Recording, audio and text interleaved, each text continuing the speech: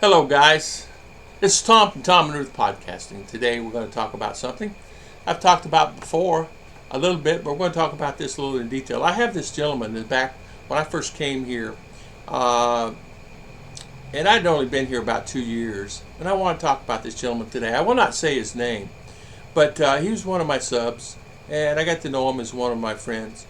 But I want to tell you, you just have to be very careful who you associate with here. You never really know who the person is and what they're about and who they are. You think you may know who they are, but you never really know who that person is because you don't know their past history, or what's going on. The gentleman that I knew, I think he had some mental problems. But anyway, basically he came here and got to know him. We got to talking to him, and he sent me pictures of him and his wife and things like that. Anyway, things got, as time went on, about after a year or so, he would call me and talking to him on the phone. He'd get in arguments with vloggers and things like that, and telling me about these vloggers and that vloggers. And I started seeing a trend with this guy, and I didn't like. It was like all he was doing is causing problems. So I would kind of linger back and not really try to talk to the guy when he called, and he kept calling. And it was a situation where the guy would call almost every day. And it got to the point where it was frustrating. And then all of a sudden he sends me this email. This American, he's American, he's probably in his mid-30s, military, retired, so-called retired. He was on disability. The gentleman called me and says, my wife kicked me out. Okay, I'm so sorry. Want to basically stay with me? I said, sure. You can.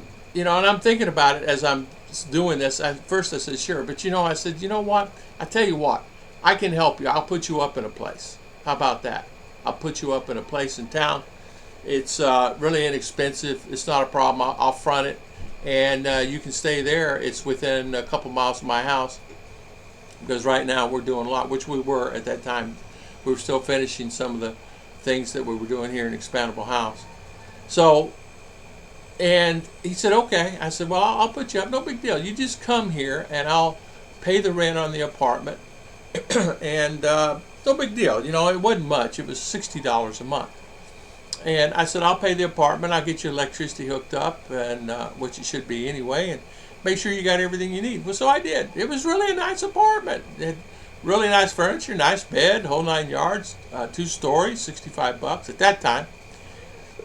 And so I got with him and told him and he called me and said, okay, I'll be there tomorrow. And he doesn't show up. I already paid the $60. No big deal. Eventually, he never showed up. I'm saying to myself, well, where'd he go? 2, 3 to 4 days roll by, and I'd already paid the rent. So I said, let's go to town. We'll stay in the apartment ourselves. We only got it a month. And so we did. We went and took advantage of it and stayed there and slept there and had a little party there and had the family come, and they used it and not abused it, and it ended up being okay. So it ended up being actually really a good situation for us because it's an escape place, So long story short, the guy calls me and he says, my wife and I were back together. Okay, that's fine. We're going to move to Duma. Okay, that's fine. I'm saying to myself, thank goodness, quit calling me. And I kind of told him, I said, listen, I know you're calling me every day. If you don't mind, you don't have to call me every day. If you don't mind, I'm kind of busy, and I don't want to hurt your feelings, but I'm kind of busy. I'm doing other things. My channels are growing. I got Ruth's channel. I got mine. I got another channel growing at that time. I said, I'm busy. I'm devoting myself. We're putting together, I'm finishing up my fence, and at that time, and so the guy kind of got mad. So next thing I know, he's done in me. He's done, meaning he's coming on leaving bad remarks on my channel. Then I see him leaving bad remarks. People are telling me he's leaving bad remarks on other people's channels. And I said to myself, oh, this is a friend, right? So this particular friend, he kept going on and on and on about it, and this friend, so-called friend, just ended up dogging me, meaning no matter what I did, no matter whatever, he's always on. I blocked him and he created another name. I blocked him, he created another name. I blocked him. And I said, that's okay. This guy's not, I mean, I dealt with this in the U.S. with people because, just in general, because way life is. So I said, okay, I'm just going to just kind of cut the cord with this guy all the way around. And so I figured out kind of how he's doing it and what he's doing there. And so he would come on the stream and just start dogging me under another name. And so some of the guys, of course, most people, 90% of the people, end up blocking him. And eventually he went bye-bye. Don't ever know what happened. He would call me. Even after he did that, he'd try to call me and make amends. I just got away from the guy. So one thing I have to tell you, you've got to be very, very, very careful who you associate with. You think that you know them, and you think you're in good graces and things are okay, but you never know who these guys are. Now, on a second story, I want to talk about this on a second story in the same situation. I want to talk about a lady. There was this lady that had the same situation, and what I mean by that, this happened to a friend of mine up in Naga, and I will not say his name, but this lady was doing kind of the same thing. Got together with him in the States, ends up coming here. They end up getting married. Everything is fine. She wanted to borrow money for the family all the time, and the family wanted to borrow money. He would give them a little money, not money, but a little money, like $100, something like that, or $50. And eventually they got mad at him, and eventually they started dunning him because they weren't giving him enough money. And during that time, at that time in his relationship, it was good. They had a stepchild, and things were good with him.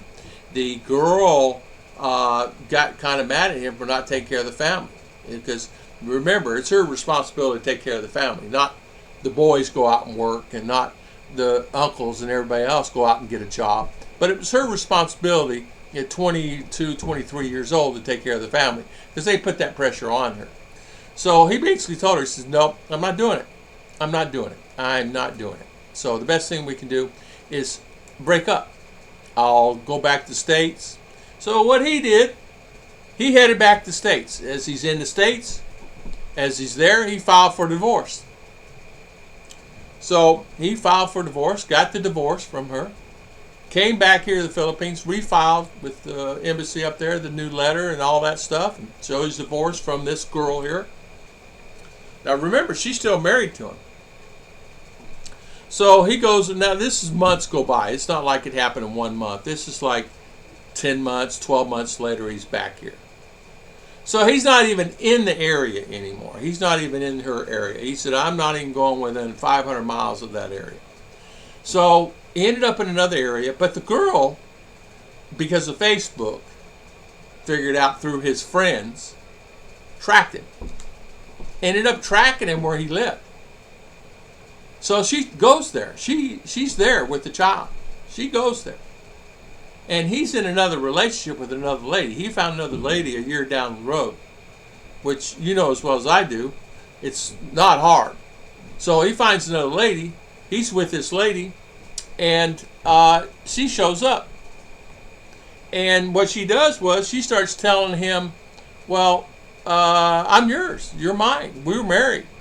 He said, no, we're not. Yeah, we are. We're married. No, we're not married. I got a divorce from you. We can get a divorce. I got a divorce from you, and I'm not married to you anymore. So she said, well, no, I'm married to you. I'll get my brothers on it. Well, what does that mean? What does that mean? Get my brothers on it. Well, what that means is that we're going to come after you because I'm married to you. I want you. You're mine. Well, he gets kind of scared about that, and he gets wind of it, and he says to himself, I'm not putting up with this crap. He said, I tell you what, grabs the new lady he's with, is to go to Thailand. And he resides in Thailand to this day. The lady is still trying to track him down. What she knows is in Thailand. She's trying to figure out a way to get to Thailand. She's trying to figure out a way to get to him because she is married to him still in her mind. And the family still wants him in the picture because what he did in the beginning, he gave them a couple dollars. Front end, a couple dollars here and there. Just a nice guy. And all of us have done that. I've done that. Everybody's done that. I don't even know. I'm not counting. I don't count what I've given out. I shouldn't have to count. There's no reason for me to count.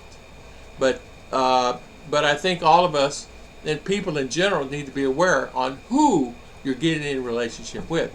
It does not mean that the person you're with is perfect. Everybody has flaws. The Americans coming here has flaws. I have flaws. Everybody has flaws.